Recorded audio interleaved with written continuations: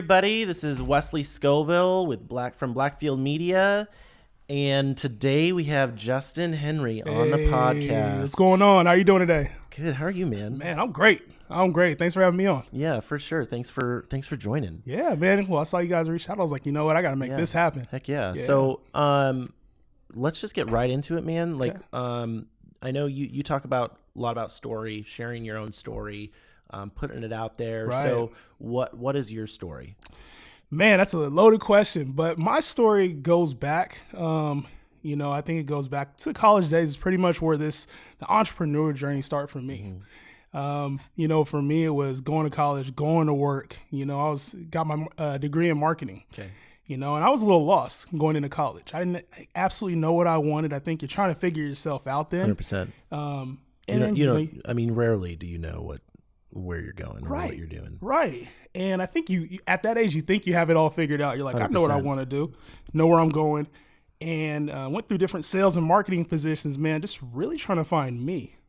Did was marketing sort of the route you wanted to go from the beginning? Oh, no. How did that happen? So that's actually a funny story. So I actually was a civil engineering major. Oh, wow. Heading into college at Sac State. And so born, raised here in Sacramento locally, but went to Sac State and started in the civil engineering classes. And to realize that even though I was good at math and science, some of those things were going to kick my ass, man, just to be honest. And so I got to a class that, it was an introductory to civil engineering class. So I started at Sac State, dropped out for 2 years, thought I didn't want to go to college, and then went back. And got into an intro to civil engineering class. And what they did was they had guest speakers come in every day.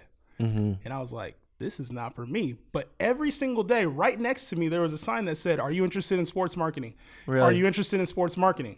So that was my plan. I was like, just fate that was there. Honestly, I sat in the same place every day, and there was a picture right above that said, welcome to sports marketing, like interested in sports marketing, sign up. And so I was like, okay, there's no sports marketing major at Sac State, but there was a marketing major. Mm-hmm. So that's the route I decided to pursue.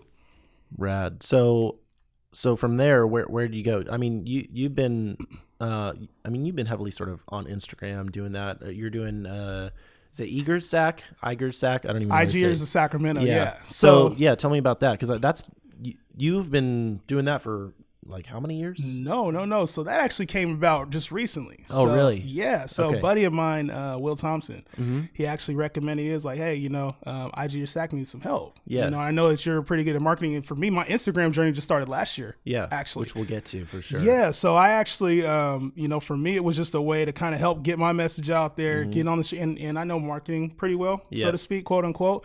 So it was a way for me to just kind of give back, especially the Sacramento community, man, which I have a lot of ties to. Yeah. Are you from here? Yeah. So born and raised Sacramento. Well, born in Salinas, raised here in Sacramento, but went to school at Elk Grove. Okay. So Elk Grove is where I went to high school, graduated from there. Elk Grove High School. Cool, me too. Huh? Me too. Really? What year? 05. Okay, I was 03. Oh, there you go. Yeah, so small world. Yeah. I went to, so did you go to middle school out there too? I went to Kerr, went to Fiker. Kerr Middle School. Yep. Yeah. Okay. I was actually homeschooled until then, so Kerr was my first public school. Yeah, that was it. Yeah, man, Kerr was awesome, man. Elk Grove I was too, but yeah, man, that's the Sacramento journey for me. Like I went to Sac State, my family's out here, so for me it was an easy transition, you know. And I'm the guy that was always like, I got to get out of Sacramento. Yeah, for sure. It's too small. I got to get out of Sacramento, but I didn't.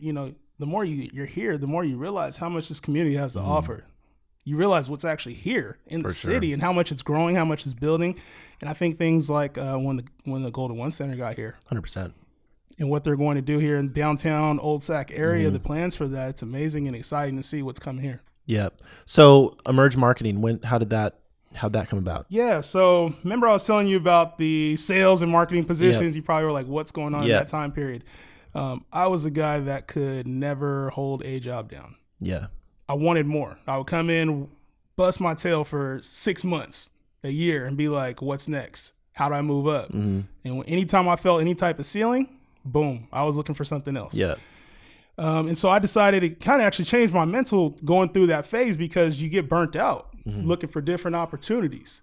Right? Without passion, you get burned out. Right. Right. When you're chasing a dollar, you're chasing a check. You're not chasing what's really important to you. And so there was actually a position with the technology company. Started off as a salesperson. They were like, well, are you good at marketing? Yeah. And I was like, yeah, that's my degrees and that's what I'm good in. And so I took over for them and built everything up from the ground up, and they decided to go a different direction, which is fine. It's part of business. But then I decided, you know what, I could do this for more people. Yeah, you got a taste for it finally. Yeah. So it was where I had a chance to be fully dedicated to that craft. And I was like, this is what I was meant to do, you know, and just on a larger scale. And I had the opportunity, fortunately, just to kind of be able to take that leap and start Emerge. And I wasn't sure about it at first. You know, you take it, there's a lot of risk involved. 100%. I got a family, I got a wife, three boys at home. Oh, 3 girls. Yes. Man, how old are your girls? So 4.5, 2.5, and what, 4 months, 5 months. I'm looking at Natalie like she would know just as good. So you still got them all in diapers pretty much. Yeah, well, two so far. One's in preschool right now. So, Dude, how old are your kids? 8-year-old. Okay. Soon to be 4-year-old, and then a 2-year-old just turned 2 on New Year's. Congrats, man. So yeah, all boys are crazy. Yeah. But I couldn't imagine. Yeah, man. And so, you know, you do that, you take that type of risk. Yep. With your. So when did you take that risk? This was last year in January. You started Emerge. Yeah. So geez, because that's a lot. I mean, when I started Blackfield with our first, and that was already like like a big deal to do that. So yeah, like how did you end up doing that? What got you to finally do that? Because you know, it was just timing. You know, I've thought about it in the past, like starting your own marketing company and then having the confidence to do it, step out and actually do it, take the risk. But for me, it was just a moment I was tired of it. And I just realized, you know what, when I found that, I knew it was the time to do it. And there was actually an experience that happened where I felt devalued. Yeah. And I never wanted that feeling again. Never did I want to feel devalued. Yeah. And I also knew that in feeling devalued, I would never be able to create what I wanted to. I would never have that sense of time, that sense of value that I needed to have. Yeah. Well, how do you get that? How do you get that value? It's creating it. There's no other way. If you don't have what you want, if you're the type of person, for me, it was like, I can either continue to do what I'm doing, go down the same path with little risk, go take the job that I may or may not like under a company I may or may not want to work for, or I can create the situation, take a couple steps back, look at myself in the mirror and be like, Jay, I know you could do this. You can do this. Like, there's no reason why you cannot create what happens. I see too many other people that go out there and create what they want. And then I'm looking at me, you know, instead of looking at somebody else's shoes and saying, man, I wish that was me. Damn it, I didn't make 100%. I didn't make the move at the right time. It's too late. 100%. Instead of having regret is the worst. Right. And I think regret once you get to a certain age, then it's like you can't go back. Then that regret sets in, and it's like, you know, and you don't want to get to once you're 80 to be like, oh shit, like, you know. Well, and that regret is even something that you don't even want to have on your mind, because I feel like every experience happens for a reason. You go through your life's tribulations, so you could be that 80-year-old even later on in life and still have life, still have an opportunity. You know what I mean? 100%. Like, you still have time to change that. So when you start looking over your shoulder, when you start looking at regret, that's when your mentality has to switch. Because you're just looking past in the past anyways. Right. There's nothing back there. There's nothing back there for you. You look at it and you use those as building blocks to move forward. But that was the mentality I had. It was like, you know what, it's game time. Like the focus has to shift. I have to shift. I was 280 pounds out of a job, and I was like, you know what, all this has to change. And there's only one person I could look at to make that change. Instead of making excuses, nobody else's fault. There's no situation, my past experience, what I look like, how I sound, nothing matters. All it matters is focusing on and locking in on what I got to get done. So you got to that point, you know, and then it's sort of the real climb begins. So what then? You know, you're like, okay, I don't feel healthy. You know, I need to get serious. What do I do now? How did that happen? Time to document this all. Time to make this shit happen. Honestly, that's why you're on the show, because I'm digging where you're going with all of this, and I think it's where people should go, but so many times, you know, we're afraid. I think much of it is one. I think documenting yourself, people get they just become afraid to show themselves and show their failures. Yeah. And two, it's I think the expectations of everyone else, and I think there's a lot of thing where it comes to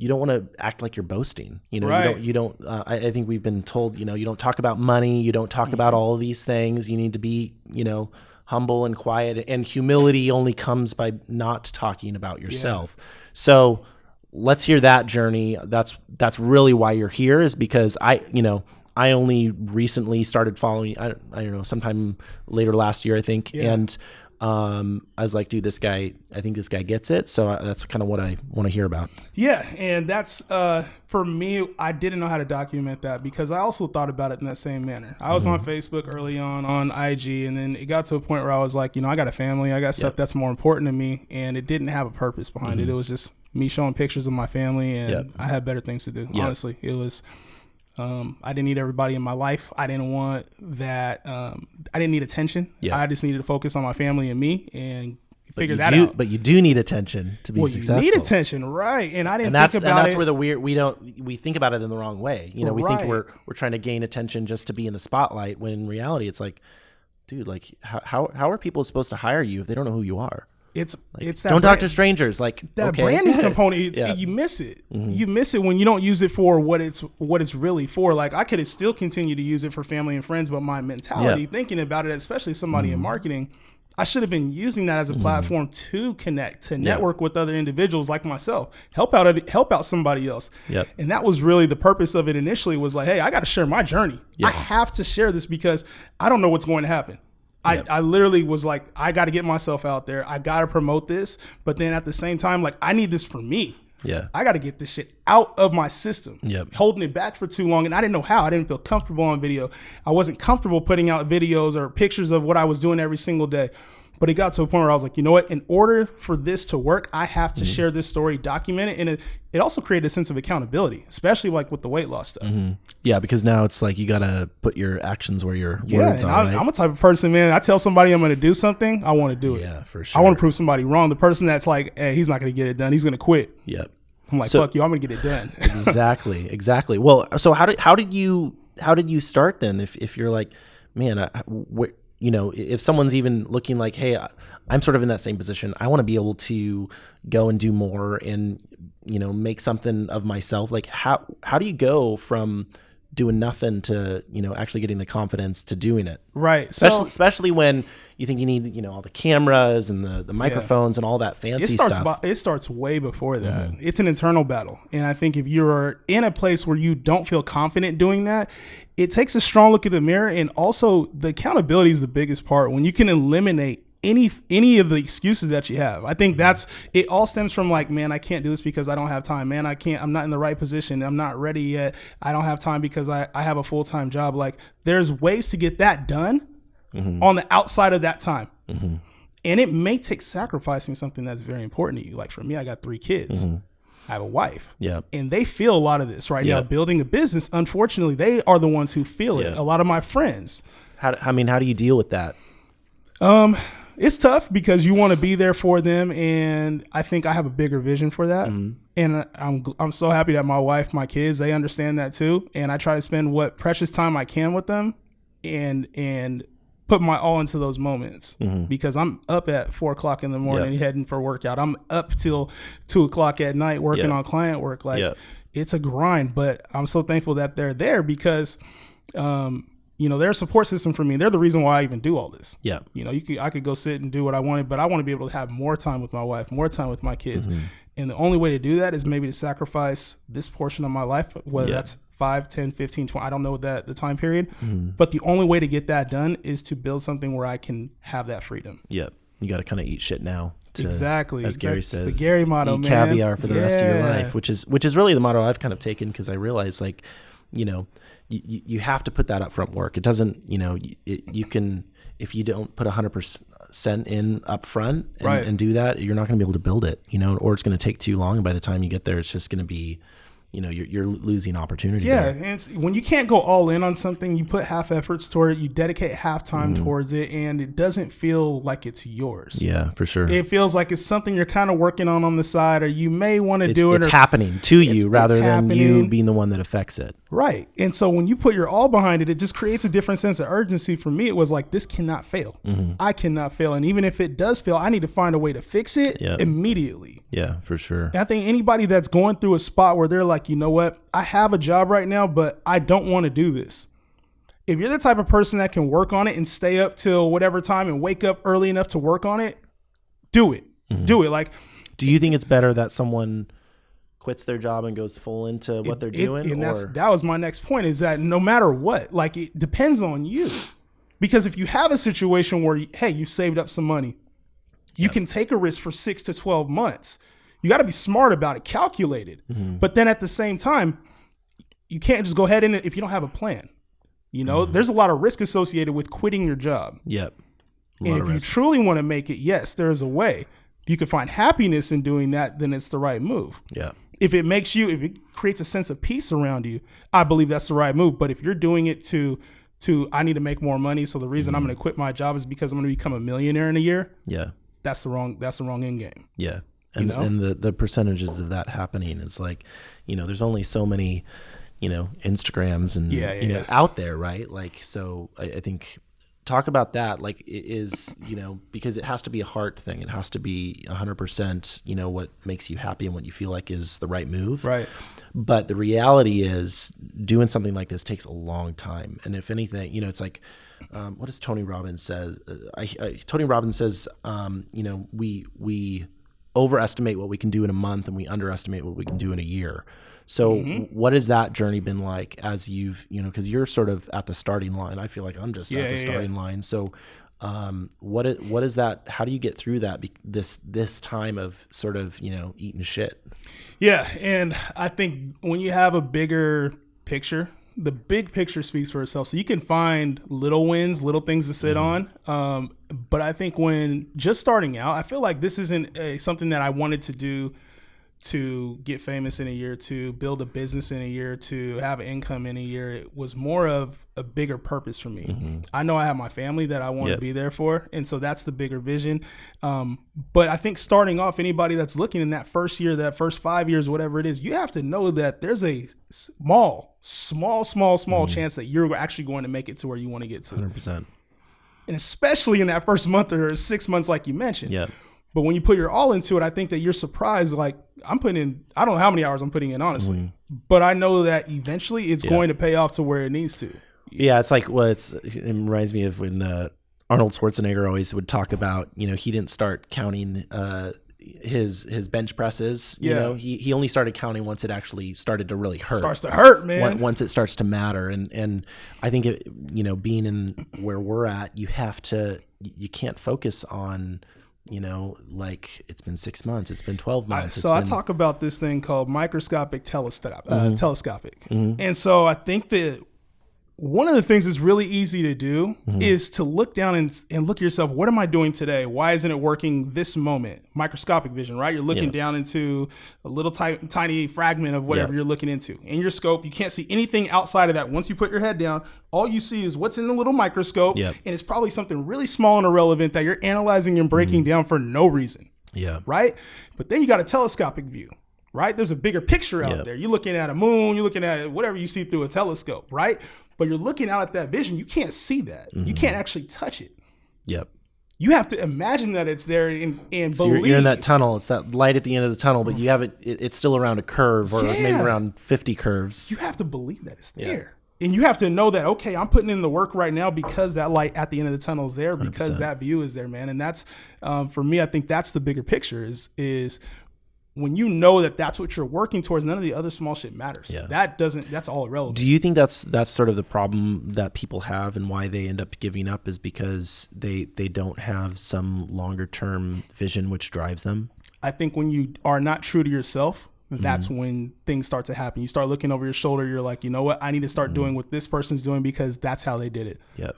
I need to start doing this because that's what'll get me more likes. That's they'll give me more followers. Or for my business, I need to use this template, even though it's not the template you believe in. I need to use this template because that person did it and it worked. That's why you see everybody hop on to different phases, e-commerce, whatever phase they're hopping onto.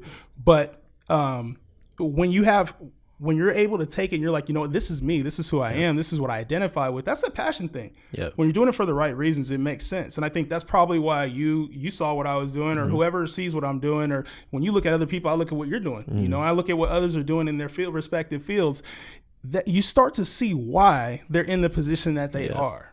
And it makes sense. It clicks. You're like, that guy gets it. Yep. They're doing it the right way. You can tell even the bigger companies. When they make moves, you can tell when they're doing like the right thing, when they're doing something that's true to them, and you can tell when they're trying to step out of their umbrella. Yep. You know, it's transparency, man.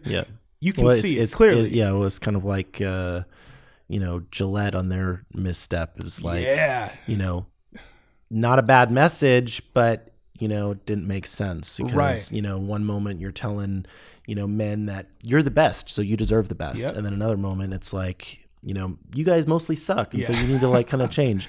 And I think that's really it, where it's like, it would have been a whole different thing if they had began a journey of discovery of like, what is a real man and how can we support you and help you in that, and then do it. But people want the quick wins. Even the big companies. They were riding the movement, and it 100%. didn't. I mean, it's like work. like same as the Pepsi, with was it Kylie Jenner or that whole Pepsi campaign that she did, like same kind of stuff. It's like the moment you're riding some movement, it's going to be wrong rather than trying to do that work. I think when you can stay in your own lane, you focus on what you do and let other people, let other companies, let anybody outside of you be you. And I think that is the trigger.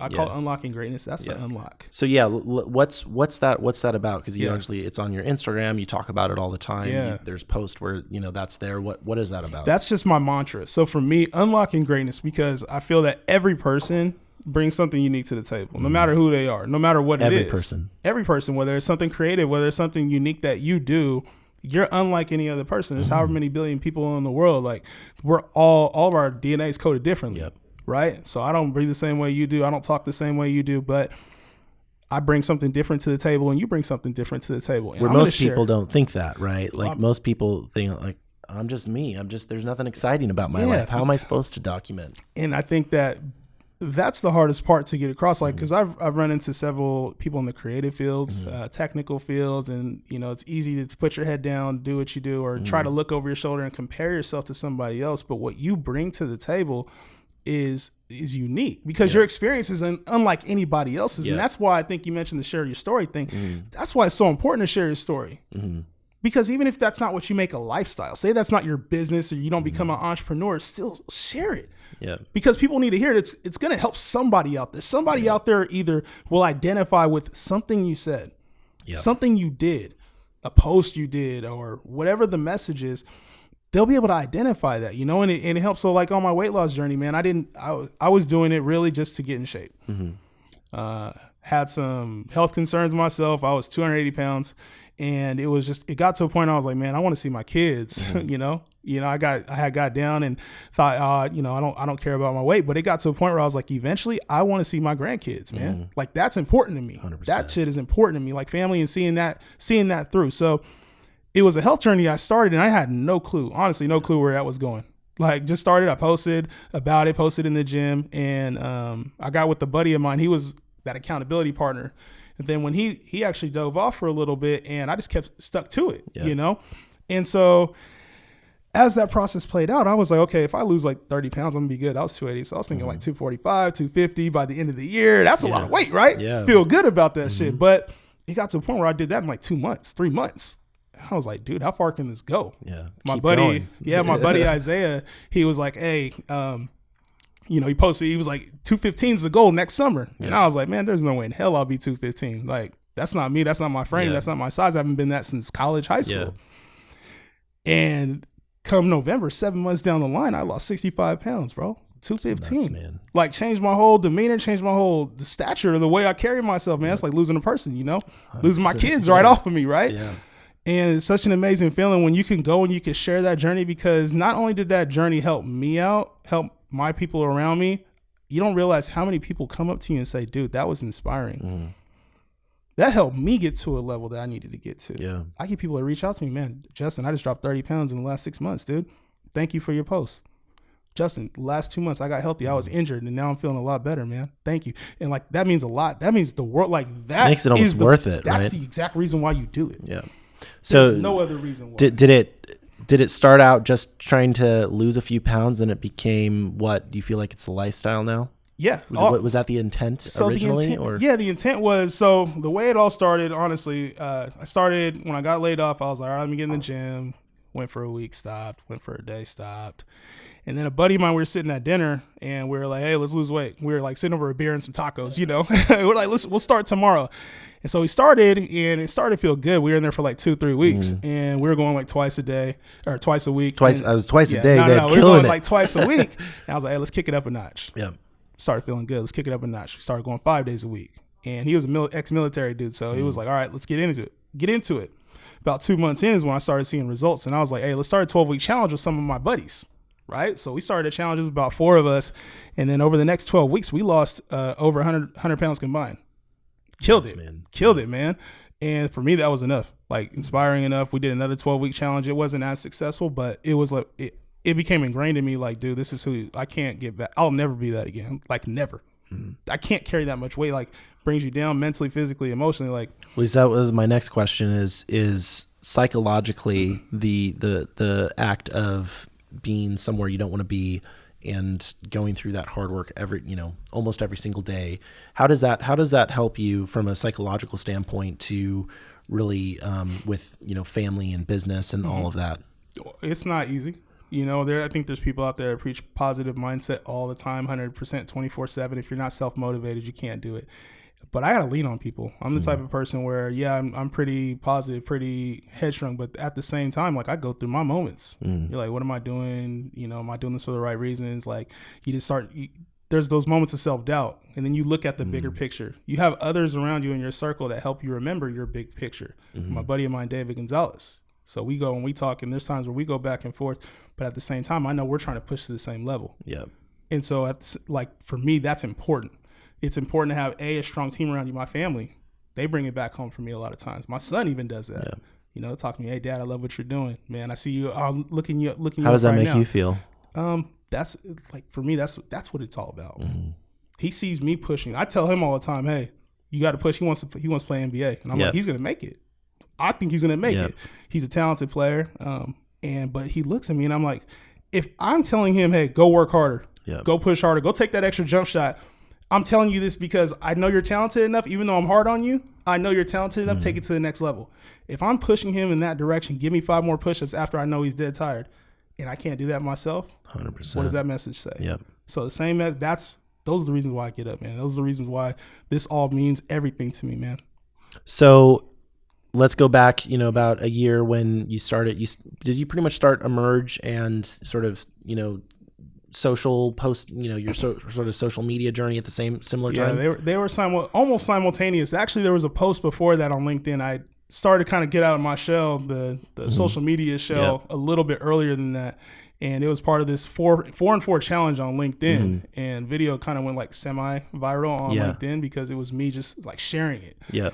And that was the moment I realized I've been missing this. I needed to get this off my chest, and stop being scared. It was like I literally was sitting in the middle of the night right before New Year's. I'll never forget. This is like the first post I did on LinkedIn, outside of like sharing somebody else's stuff or work-related things. And I was like, dude, this is a new year, coming out of my shell. Like, this is who I am type of thing. Like, I'm ready for more, ready for a bigger vision, ready. And it was like, that was on New Year's.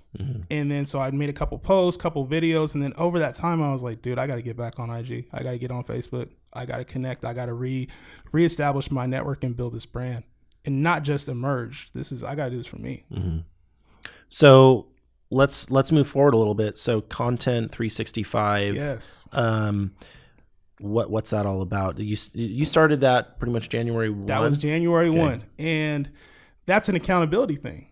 more than anything, it's not, for me, it was, I wanted to bring a community of people together that wanted to get themselves out there and maybe weren't confident in it.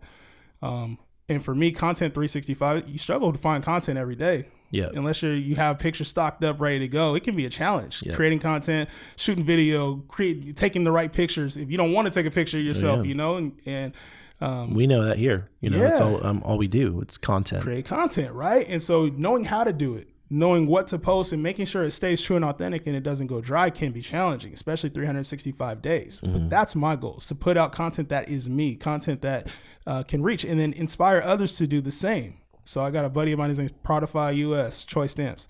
Went to high school with him. He talks about cycling all the time, man. That's his passion. You could tell. Like, that's what that dude loves to do. And he's up there sharing his story, and he posted a video the other day about how it helped him clear depression, how he used that as his vice to get out there and clear his mental. And that's inspiring shit, dude. Like, that's, for me, I'm looking at it like that's what it's all about. When you go out there and you're able to share your journey, share your message, and help other people, how can you lose? Yeah. So how do you keep it? How do you keep content original and to yourself? Because again, kind of going back to so many people talk about, you know, my life's not interesting or exciting. I don't even know what to say. How do you do that on a regular basis? So there's times where I post where I'm exactly just what I'm thinking at that specific moment. There's other times where I'm just like, okay, I got to get a specific message out. Let's get it out, you know, and it's a journey finding not just the time to take a selfie, the time to take a picture with the kid, knowing when to do that too, you know, and keeping it with the purpose. Like, I don't really post a whole lot about, I don't put my family out there on blast. I try to keep that as much as because they don't want to be on social, and I don't know if they do or not. So I don't want to put that out there. But for me, I try to share as much of my journey. And when I know, like, hey, I'm going to hit this workout, I'm feeling really good this morning, let's get it out there, you know, or if I'm with somebody, you know, we're going to do this right now. So I'll put out a post about this a little bit later and how this is a great conversation. Like, that's important to me. I don't share everything. Yep. You know, a lot of times I like to keep my personal life separate, but what I do share is that journey, that purpose, the reason behind what I'm doing, because that is why I'm on IG. I'm not IG to talk about Justin Henry all day. I'm on IG to share my story, let others into that part of my life, and help get past whatever hump that you're trying to get past. I want to get past there with you. Grow together, grow with others. So what has this last year been like for you? What do you mean? Just in terms of, you know, you're in startup mode, man. Like, right? Like, you know, you're basically, because the whole point of this podcast, right, is we label it as 10-year enterprise. So 10-year enterprise, what it means is really just the idea that whenever someone makes it big or all of a sudden they pop, like, everyone's like, man, like, you just came from nowhere, overnight success. And the whole idea is that it takes 10 years to be an overnight success. And so that's the whole point of meeting with you and everyone we've met with prior, everyone we're going to meet with after, is really to talk through that of, you know, I'm interested in sort of the struggle and going from 0 to 1, not 1 to 100. You know, I think we'll probably begin to interview more people that have sort of made it to talk about that time, but I'm interested in that time. And you're like really in the thick of it. You know, I'm 4+ years into it. I still feel like I'm in the thick of it. So how has that been, you know, going from that journey from 0 to 1? To be honest, it's because I feel like I haven't got anywhere close to where I'm trying to get to. It still feels like startup, like day one for me. Yeah. And that's long days. That's a lot of work I put on. I did a lot of free work, especially early on. Talk about that, because I'm interested, because I talk about it not fairly often, but often enough, where it's like I'm a big advocate of, if you can do free work for someone, it pays off. You know, we've had, you know, brought on some of our largest clients because of free work we did, you know, 2.5 years ago. So talk about that a little bit. Well, you value yourself, but then at the same time, like, when you come from it and you're working through it every single day, you're trying to build something. It doesn't always, sometimes you have to prove yourself. Yeah. And it's sometimes I think in the past, you know, especially older generation, that idea of doing, you know, it's like, if you're good at something, don't ever do it for free. Yeah. And I don't think it's right, you know, because it starts from a, you know, sort of take kind of thing.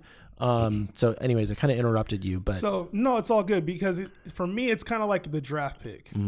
You come in, you're a number 1 draft pick. Even if you're the best player, LeBron came in, had to play on a rookie contract. It's crazy. Even though he's $1 billion athlete now, he had to play on a rookie contract, and you have to people earn forget. that. right? Right, you do. And he didn't do that overnight. He didn't become the best player in the league in one day. What he had to do was grind. And it doesn't look like a grind because he was the top player rookie of the year, but I'm sure he thought he was, deserved to be paid more. Yep. I'm sure he thought his he sponsors put in a were lot more time even prior to that too. High school, bro. Like he was going through getting recorded, and you see those Yep. kids now. Even I know it's a whole separate topic, but you see those kids now. Like those guys are recording themselves, putting in the work. There's a lot of grind that goes into it. They know what goes into it now, right? So I think that taking those steps, even free work or doing work that isn't what you think you're valued, even right now, I'm probably underpriced, just to be real. But that's the point, is that we prove our value. So with the merge, even I want to prove our value to our clients. I would rather give over value right now, give out stuff away for free. Like I give a lot of free marketing tips on the Emerge page, and even this kind of the sharing the story thing. But I would rather give it away for free and maybe take something on, find a different way to get a win than charge for the experience. I mean, right do you think giving away something for free means that ultimately, like, everyone's going to take your advice and then I've had have that a need anymore? Shit, I've had it happen, but nobody's me. Yeah. So I've sat in a meeting. There was I'm not going to put them on blast, Yeah. but I went and talked about a game plan with this one. I'm going to leave the industry out of it, but it was basically like a keeping up with the Kardashians type vibe. Yeah. And that got stolen. Like immediately, it was on their page, and I was like, man, that was a great idea, but they don't know how to execute it. Yeah. So they could take the idea, they could take the content, they don't know how to execute it like me. And guess what? The minute that runs dry, are they going to have another idea? Nope, because that's where I come in. Are they going to know how to execute it when something changes on the platform? Nope, because that's my expertise. Yeah. So anybody that could take the idea for free, you can go learn it, and maybe you can execute it, but you're not going to do it like me. And 99% of the people aren't going to take any of the advice you give. That's just soak it in, and it's unfortunate because I wish more people would take advice, but there's going to be one person who does. One person that changes their business because of that, and then that's where we can work together. That's where things happen. Yep. So you've been in this for a year now. What's this next sort of, what's that next stage? You're doing content 365, and what's going on? The next stage is still this stage right now. Continue to grind. This is grind mode. Nothing's going to change here in the immediate future. I'm still putting my all into this. It's 100%. So there's no content 365 is just an extension of what we're trying to do. What I'm trying to build. There's no change. Like it's literally pedal to the metal right now until we get to a spot where I feel comfortable. That's it. When will that be? I don't know. That's the beauty of it all, and I think when I have a better outlook on that, when I actually pull my head up from under the water and realize what we're building, what we have in place, then that will be the time to evaluate that. But right now, I'm focused in my lane right now and getting to the end of that tunnel that you talked about. I'm running full speed. There's no stopping. You feel like you have a lot of sort of tunnel vision? Oh, yeah. So it's a good thing and bad thing. Yeah. Because a lot of times small details don't matter to me. Very patient person, and sometimes that gets in the way because small details do matter at times. But for me, because I see the bigger picture, I know that, okay, there's no reason to sweat the small shit. Yeah. There's no reason to, because small details happen in life all the time. And if you sweat them and make them big, you're already dealing with enough in life in general. So for me, you go through those times, but you realize the big picture. It's like your family, you coming home to them every day. That's why you go to work. That's why you put that 9 to 5 in, because you know that you're paying bills for your family. Even though you hate it, you're at work, you're like, I hate this shit. I want to quit my job. The reason why you don't is because you go home to your family. So when you have a bigger picture, a bigger purpose behind it, the small shit does not matter at all. Yeah. Do you, I mean, because on a daily, ultimately, like, no matter how much you love something, it actually brings up, earlier this week, I posted an article on, is from the New York Times, and some dude talking about millennials and how, the whole hustle culture, which has been, obviously is everywhere now, the rather kids, even if you're an athlete, like ultimately you want to be an entrepreneur, right? That's like the rock star of our day. Right.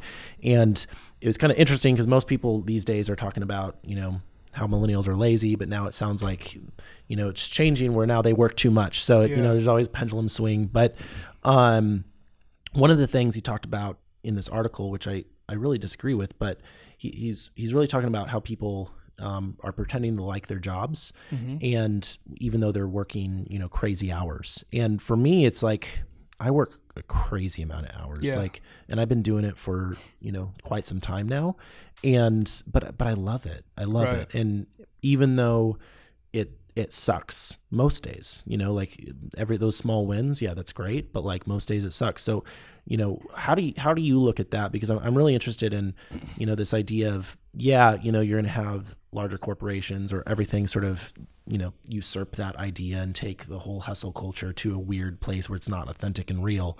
But how do you look at it where every single day, because a lot of times it just does suck. It's not fun. And I think there's a disconnect between if your work isn't fun, it somehow doesn't have meaning or you don't enjoy it or anything like that. So how do you look at that? So I look at it as this, there's the big corporations they're not a thing of the past. They're always going to be there.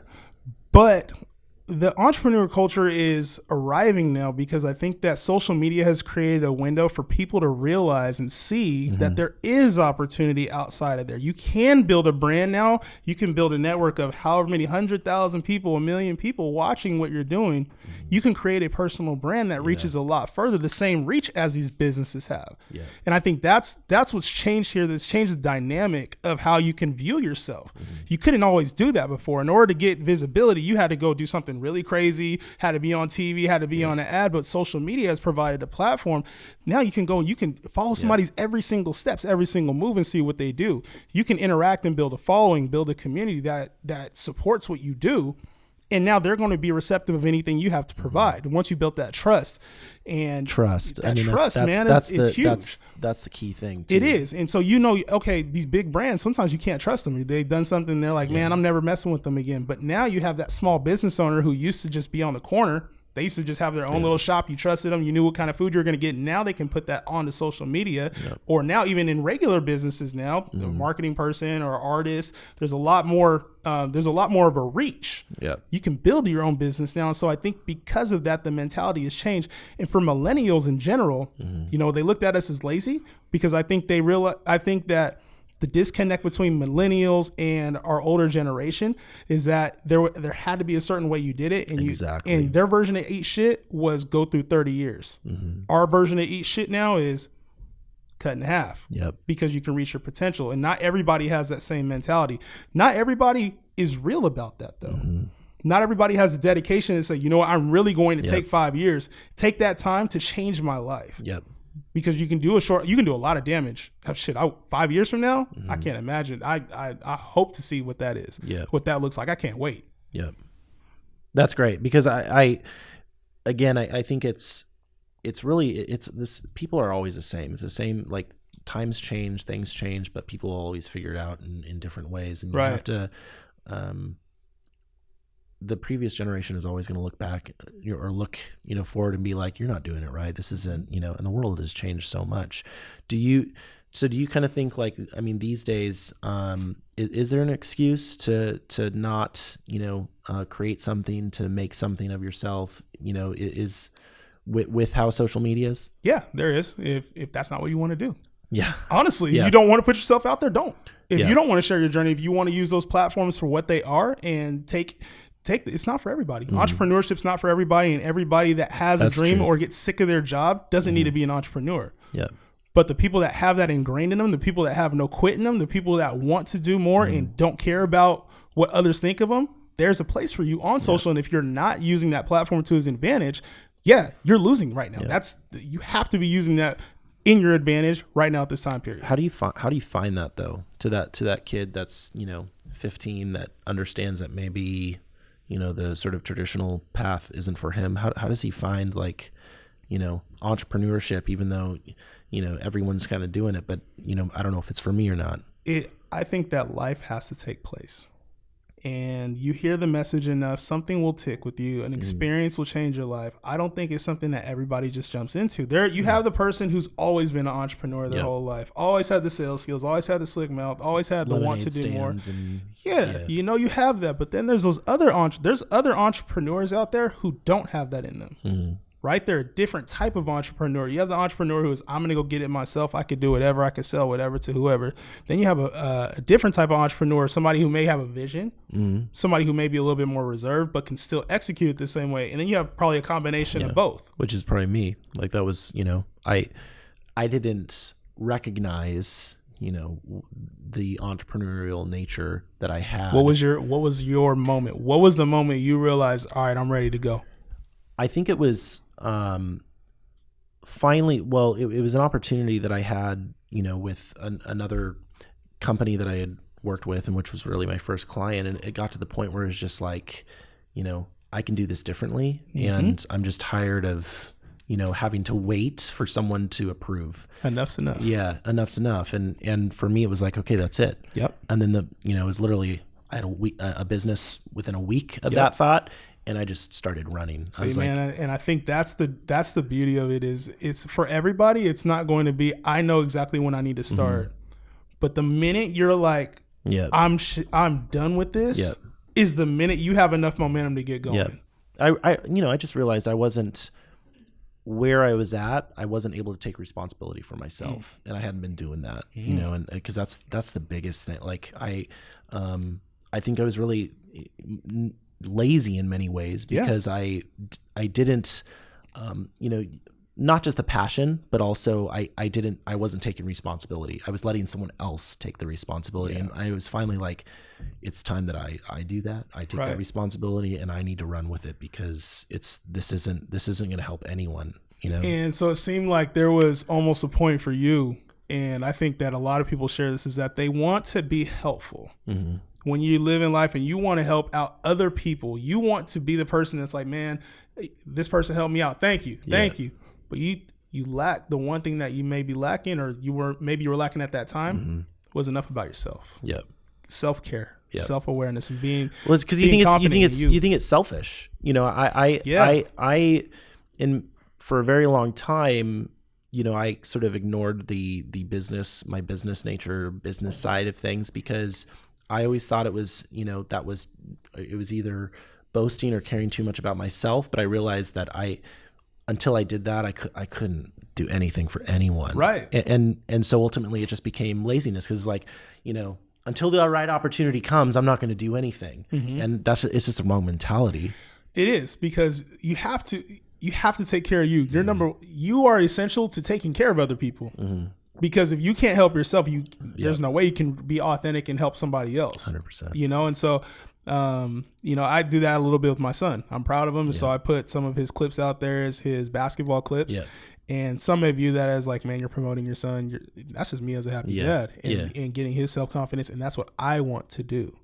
So when you could look at it and say, I know what I'm doing. I have a reason for why I did that. And it doesn't matter what anybody else thinks about that. When you can look at yourself in the mirror and be like, if something happens, I know it's because of me and only me, good or bad. I think it creates a whole different mentality. Did that take a long time to get to that point where it's like, I don't really give a shit about what other people are saying? Not that we need to care to a certain degree, right? Because especially your audience, you need to care about your audience and the people you're speaking to. But ultimately, it's like, you have to be the person that ultimately, where it comes to, no one should come above what you think about yourself or doing, what you're doing. So I think that the same experience I talked about as being an entrepreneur and having that moment that clicks for you is the same moment I think I had earlier in life, where I changed my mentality to that state. Where I thought about, man, I got to bring myself down a little bit. I have to care about, like, you kind of take yourself to a different point.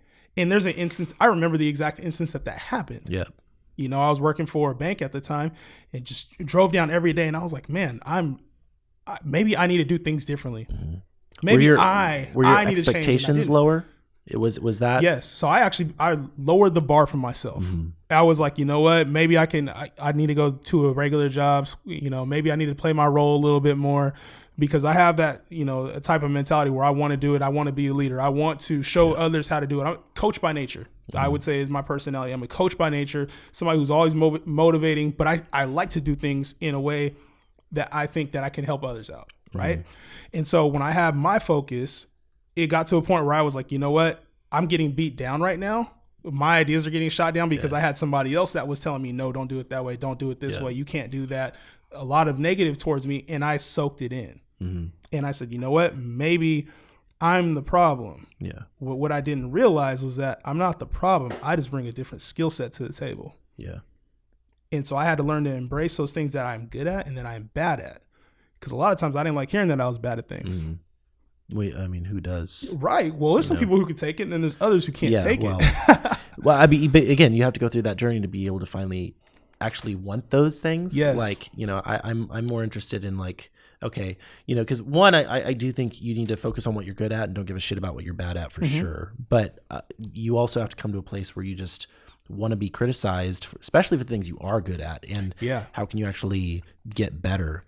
Because that's there, you have to be criticized. Yeah. If you're not criticized, that means people don't believe in you. Yep. And if you're going to do anything, you're going to be even criticized more. So you got to talk about LeBron. They say he's not clutch. They say he's an actor. They say he's a diva. Like those are things that they're talking about one of the greatest basketball players of all time. 100%. Or anybody that's good in their field, artists, musicians. They're like, oh, they suck. They suck. They're terrible. They're ugly. They're all this and that. If they listen to those things, they wouldn't be who they are today. Yep. And they're doing what they love at the end of the day. It was like that. There's a documentary about this band called Anvil. They're like a heavy metal band. I've actually heard of them. Yeah, it came out probably 10 years ago, but it was literally like these dudes that kind of made it. Never got like the star power of like those heavy rock bands, but they ended up just kind of living their life, but they kept rocking every day. And then eventually this documentary was made about them when they were like, 60 or 50 or 60, and it made them into stars. And then they all of a sudden, like, in 2010-ish, around there or whatever, they're touring the world because everyone knows about them. And it's kind of this cool idea that, maybe you won't make it, when you're 30 or 40, but if you keep going, because eventually it can happen. Well, when you're pushing for a reason, then the stardom doesn't matter. The fame doesn't matter. Like, you just enjoy what you're doing. Yeah. Like, as long as you can sustain where you're at, then, you shouldn't be expecting anything else. Those people, a lot of the people that have made it, quote unquote, made it, is because they were just doing something that they love. They talk about Gary Vee or whatever in his the entrepreneur journey right now, but I mean, the dude goes back in 2009. He's saying the exact same thing. So nuts. It's a personality thing, and when you're true to who you are, like those guys, the Anvil guys, and no one gave a shit at the beginning. They didn't. They weren't paying attention. Yep. They weren't paying attention, and I don't know. I just think that it's one of those things where longevity is the game. It's always been my game. Yep. Longevity, man, because there's more, so. Because people care too much about, it's like, oh, I'm, 35 and I don't have a house, or 40 and I don't have a nice car. Start looking at milestones. Yeah. And what other people deem as, successful. And in that, if you can get past that, then you're good. But otherwise you're going to sacrifice, now, or for the future for something now, right? Right. And I think that it's easy to hang on to those too. Man, I had a house when I was 30, or I had a, multi-million-dollar job when I was 35, but you're always looking back. Yeah. Like I was high school all-star. I was the best 8-year-old blah, blah, blah football player. Yeah. I had YouTube. Who gives a fuck? Exactly. Though? Because what are you doing today and how are you impacting people moving forward? Yep. That's all that matters. And I think that's where, you mentioned those like that rock band, their music, it lasted and it popped because I think it finally got an attention that it deserved, but they were creating that the entire time. Yep. And their story became the thing that made it happen. So we're about ready to wrap up. Going back to that 15-year-old kid wants to do something. What's the, maybe yourself looking back 15 years from now, what's the one thing you would tell yourself to do differently, or some piece of advice? Not even to do differently, but some sort of advice you'd give to your 15-year-old self. I would tell myself at 15, keep doing what you're doing, man. It's going to play out the way it's supposed to. And there's going to be some life things that happen to you. They may or may not go your way. Keep pushing, man, because be patient. You're going to find yourself, man, and you're going to do some amazing things. You're going to be an amazing person, and I think you're going to touch a lot of people, no matter who you are. That's not just, I'm not talking to me. That's any 15-year-old, any 10-year-old, somebody that's looking at your keep pushing, man. Things will, if you keep a positive mentality, you realize that you don't need to live for the moment. You don't need to live for, did I get enough likes on this picture today? You don't need to realize, do I have a big enough following? Keep doing what you love to do. Life is a lot longer than most people think it is. Yes. It doesn't end at 30 or 40. And you know what? Even if it does, keep pushing, man, because do what you love to do. At the end of the day, we're not guaranteed any time here. Yep. We're not guaranteed anything. So if you're doing something that you hate for a specific reason, and it's a reason that's not authentic and true to you, like, what's the point? Be you. Be who you are and watch what happens. Be in a position where you can look at yourself every day in the mirror and love what you see. Be in a position where when people get around you, they feel inspired and want to do better. Be that person. Yeah. Don't be what somebody else wants you to be. Be you. That's what I'll tell me. I love it. So in 10 years, we're going to send you an invite for another. Hell yeah. Come back on the podcast. I'll be here. Hey, I hope we can, meet up before that Yeah. for sure. Cause I'm really interested in your journey and what's going to be happening over the next, 10 years anyways. But, everyone that comes on this, we're going to send you an invite 10 years from now. Perfect. And I'll be here. I want to, you're going to be in a whole different place. Yeah. So I'm excited to see what happens. Do 5 years. We can come back next year and have that conversation, man. No, I appreciate the time, man. Thank you. Thanks, dude. Appreciate it.